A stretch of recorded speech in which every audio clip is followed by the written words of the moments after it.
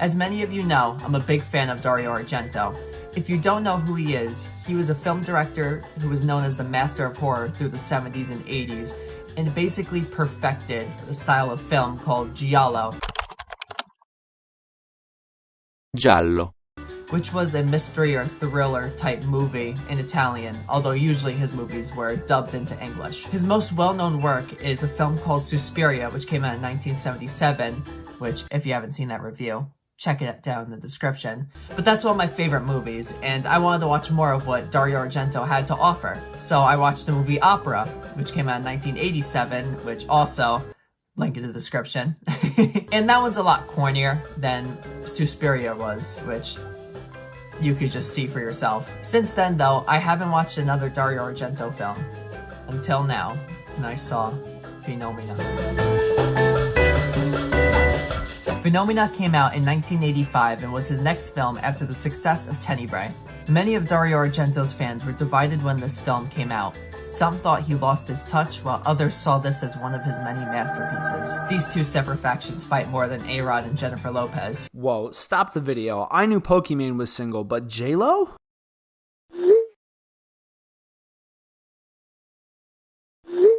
Personally, I find myself somewhere in the middle of those two factions.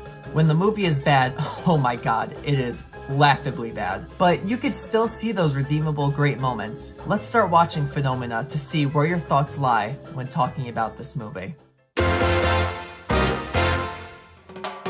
The movie starts out in the Swiss countryside where we see Vera Brandt, a Danish tourist, miss her bus. Not knowing what to do, she looks for help and breaks into a house? Is anyone home?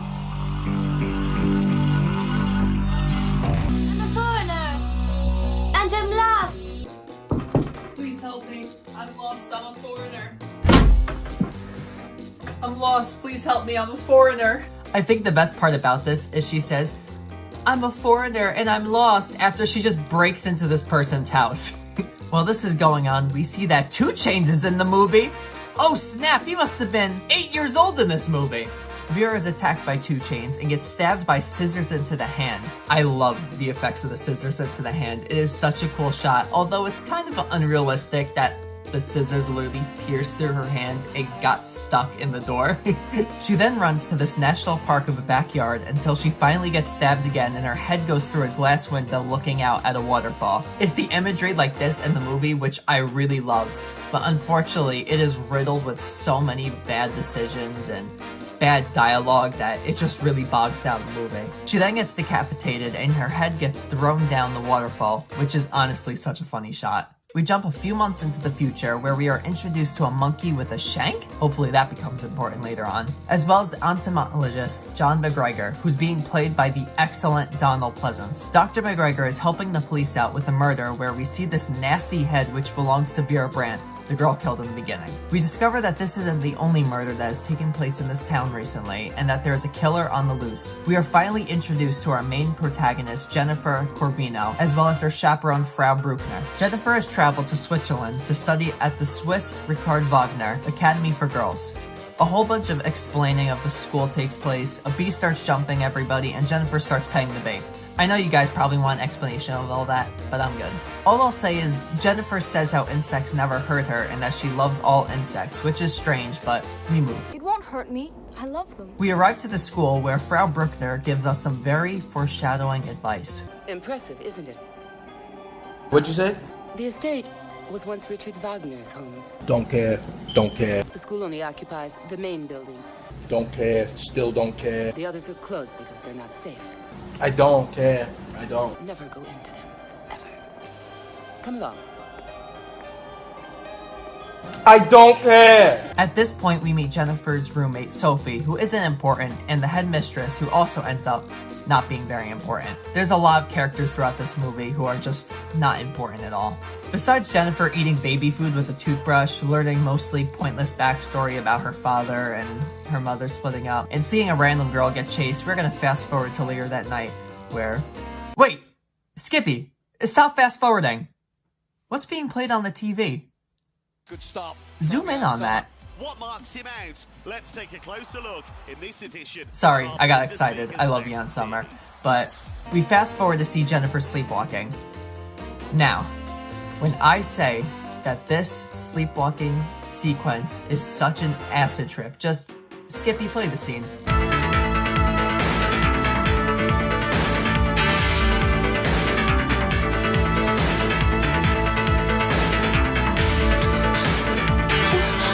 Some of the shots are amazing in this sequence, while others just have me wondering, how did she even get there? During the sleepwalking, she witnesses a very gruesome murder. While sleepwalking, I'm gonna repeat it. While sleepwalking, she witnesses a very gruesome murder while sleepwalking and walks off the terrace that she is on while sleepwalking. She sleepwalks to all of these fun little places and witnesses a murder. Talk about wrong place at the wrong time. She's awakened when she gets hit by a car by two very weird Swiss dudes. This scene is very uncomfortable and weird, but she ends up going in the car with them and then jumping out. A lot happens that really is kind of pointless there. But lost in the woods, she is discovered by our main girl, Inga. Best character. Inga's amazing. I mean, look how adorable Inga is. I could just cry. Look how cute. Monkey. But yeah, let's skip over that shot with the ladybug. And at this point, we realize we're 30 minutes in, so I'm gonna try to speed up a little bit. Jennifer meets John McGregor and they instantly grow a connection with each other. Not romantic, you psychopaths. Back at the school, the headmistress is concerned by Jennifer's sleepwalking, so she gets tested by an EEG. It gives Jennifer visions of what she saw while sleepwalking. Jennifer, nervous about the sleepwalking, asks Sophie to watch her, which Sophie agrees to. That night, because of Monk and Gladbach's loss in the Champions League to Man City, and because of her boyfriend signaling her, she leaves her post. After there, time in the woods, her boyfriend leaves and Sophie is attacked where she is killed. Jennifer begins to sleepwalk again, but is able to wake herself up and notices Sophie is missing. Jennifer then follows a firefly. Yes, she follows a firefly because of her bug connection. That leads her to a maggot-covered glove. She brings the glove to Dr. McGregor and tells him about the weird psychic connection she has with bugs. Back at the school, Jennifer is made fun of because some of the other students read a letter to her dad that mentions her, believing she has power over insects. Listen. What? Yeah, Jennifer. Buzz, buzz. Why don't you buzz off, you weirdo? Buzz, buzz, buzz, buzz. I'm a killer space. That's what it says. I'm a fly. Becky, a frog isn't an insect, you fucking idiot. Why don't you name an actual insect, you incel? We worship you. We worship you. We worship you. We worship you. We worship you.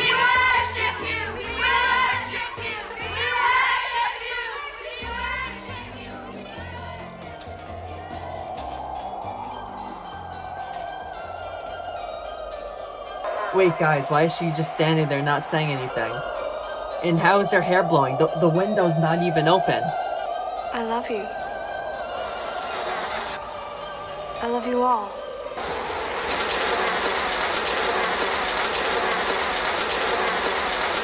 What do you mean you love us so— What? Yeah, so an army of flies come to Jennifer's defense, and Jennifer, instead of throwing hands with the other girls, passes out. When Jennifer wakes up, she overhears the headmistress saying how she's going to be put in a mental hospital and compares her to the devil.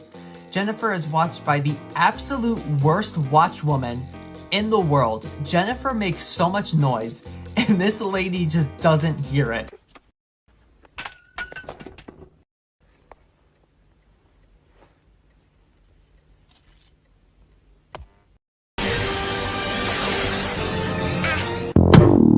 Jennifer goes to John McGregor, where he identifies the maggot as larva of the Great Sarcophagus, which lives off of dead bodies. John convinces her to go investigate and try to find dead bodies with the Great Sarcophagus fly, since it could smell a dead body from miles away. So Sherlock Holmes and Watson go off on their investigation, which leads them to the bus stop we saw in the beginning, as well as the house. She walks around the house and honestly doesn't discover anything but 2 chains, and is kicked out of the house by the estate agent. We do get a shot back in the house where Watson has discovered a hand. We go back to John McGregor's house where Inga gets locked outside and— oh my god, no! Donald Pleasance can't die! No! Don't— no!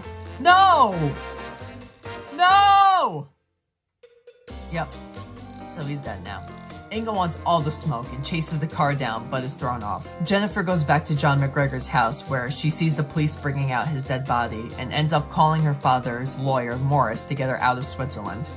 Morris calls Frau Bruckner to take care of Jennifer while he heads there. Inga... The audio unfortunately cuts out here, but all I'm saying is Inga is beautiful, and this is where the fun begins. This is where the fun begins. Jennifer is brought to Frau Bruckner's house for the night. Frau Bruckner's house is super strange with mirrors covered, and we find out she has a son who, as she says, has crazy thoughts. Frau Bruckner starts getting a little crazy herself and convinces Jennifer that she has a fever and has to take 2 pills. The red pill symbolizes... oh, wait, sorry, wrong movie. She takes one of the pills and sees larvae of the Great Sarcophagus throughout the bathroom. She starts getting sick and realizes that the pill was poison. Who would have guessed that this lady has poison pills laying around the house? She's able to vomit the pill up and tries to call Morris, unsuccessfully. And when a detective comes to the house, she calls for help, but gets knocked out by Frau Bruckner. Jennifer wakes up to the detective screaming and tries to find a way to escape. After a bunch of unsuccessful attempts of different ways to escape, she ends up hiding in a hole in the ground to evade Frau Bruckner. She's pulled out of the hole by the detective, who's handcuffed, very bloody, and beaten. Scared by the detective, Jennifer ends up falling in a pool full of maggots and dead bodies. Now this is what I've been waiting for. This part is so nasty and the effects are so amazing, and I absolutely love Frau Bruckner's reveal of being batshit crazy laughing at Jennifer while she's in the pool. As Frau Bruckner's laughing at Jennifer, the detective breaks his hand to escape one of the handcuffs and starts beating the crap out of Frau Bruckner. After escaping the pool, Jennifer tries to find a way out, but hears a boy crying. She goes to help him and sees his disfigured face and runs away. He then attacks her in the funniest looking shot. So before we go on, I'll kind of explain the backstory with Frau Bruckner, the little boy, and everything. So Frau Bruckner worked in an asylum where she was raped by an inmate.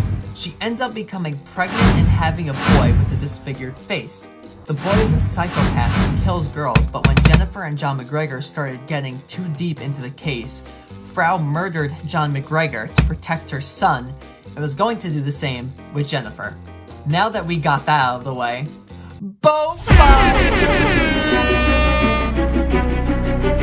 This fight is so corny, but so funny at the same time, and gets really nasty when Jennifer gets the flies to attack the little deformed boy. Actually, is that messed up for me to call him little deformed boy? Anyways, the flies crumpled the kid. He was a nice kid, but he was one of those kids that was always he's a real smart aleck. Was a bright kid, which didn't help things, right? Made him more dangerous. And we were outside one day at youth group, and he was just trying to push my buttons, and he was just, kind of not taking the Lord serious.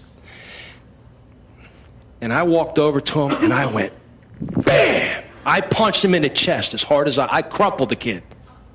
I just crumpled him. And I leaned over and I said, Deformed little boy, when are you going to stop playing games with God? And Jennifer, being stupid, causes a fire in the boat as well as the lake that was clearly shot in the pool when underwater. The little boy grabs her, but he ends up dying. It's just a little jump scare that they try to add. After all of that, we finally get our happy ending of Morris and Jennifer meeting up. Oh my god! Yep, the movie ain't over yet, because Frau Bruckner still wants smoke. I love the makeup on Frau in this scene. It looks so nasty, and you could literally see just brain matter coming out of her head. Right before Frau Bruckner could kill Jennifer, Inga, being the amazing and beautiful and smart character that she is, comes out of nowhere and starts chopping her up with the shank. We end the movie with Inga and Jennifer on the beach together. The end. So, to kind of wrap this up with my final thoughts on Phenomena, I love the blood and gore effects of the movie, as well as the concept. Where the movie falls flat for me is its dialogue, its music choices, and just overall the acting is kind of poor. The shots were also going between fantastically made and then really poorly shot, so overall I'm gonna give this movie a 5.5 out of 10, and I would recommend it. It's so much fun, and I absolutely had a blast watching it. So thank you everyone for watching this review, and of course, thank you to Skippy Midnight, who's editing this video. He said how he was wanting to edit a video for me for a very long time, so I thought I would give him a fun little opportunity to edit a kind of crazy video. But now I'm gonna give Skippy the spotlight so he can plug everything that he wants to. What's up, guys? It's currently 1:11 a.m. on a Monday night. Ryan has yet to feed me. But yeah, I'll give myself a plug. Skippy Midnight on YouTube, Skippy on SoundCloud, Skippy Midnight on Instagram, Skippy Sucks with a 1 for Twitter. I'll put everything in the description. Yeah. Thank you again to everyone for watching this review, and be on the lookout for more reviews in the future. And I'm sorry, Dario Argento, that I kind of went ham on this movie. I love your films. Please don't hate me for this. But let's flash forward to the next review.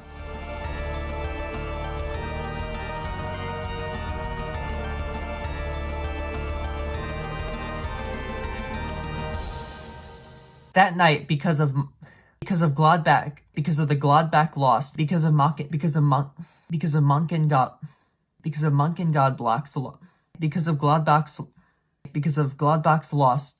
That night, because of Monk and Gladbach.